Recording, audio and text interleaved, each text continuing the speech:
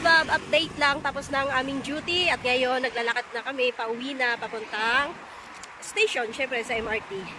At ayun lang yung life namin sa unang duty namin. Sa akin okay lang, medyo boring kasi syempre nag-observe muna kami, hindi naman kami pwedeng makikialam agad-agad. So ano lang, nag-tour lang kami dun sa loob.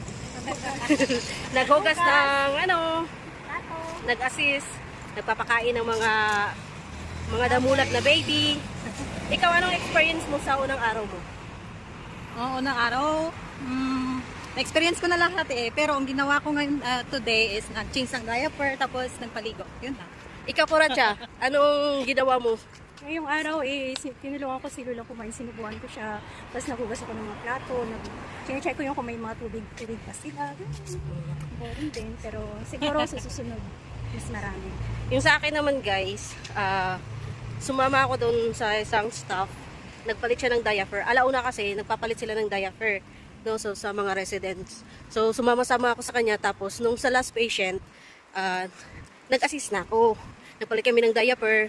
Tapos doon ko na realize na pag matanda ka na pala, kawawa ka. Hindi naman sa kawawa, pero yung mga bedridden talaga. Totoo yan. Oo, totoo. Nakaramdam ako ng awa, sabi ko, mahirap pala pag tumanda.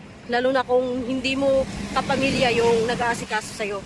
Pero, ang nakagandahan lang din doon, kahit hindi sila kapamilya, nasa nursing home sila, natututukan naman sila kung ano yung mga pangangailangan nila. So, yun na yung feeling ko na mahirap pala pag tumanda. Pero masarap yung feeling na mag-alaga ka ng mga matanda, mga kahamkam. Kasi parang May paparamdam mo yung pagmamahal. oo, diba? Katulad ko, hindi ko naranasan alagaan yung parents ko, namatay na lang sila. So, parang, basta, iba yung feeling talaga. Kasi yung culture natin mga Pilipino pag nag-alaga tayo ng mga tatanda. Pero maraming mga Pilipinong staff doon, mga nurse. So, ayun lang. Medyo malayo pa ang aming lalakarin. So, that's all for today. Kasi naglalakad kami, baka madedo kami dito sa kalsada. Bye-bye! Nagbabay na ako pero tuloy pa rin ang ating video. Ito na, tatawid na tayo sa tawiran. Okay?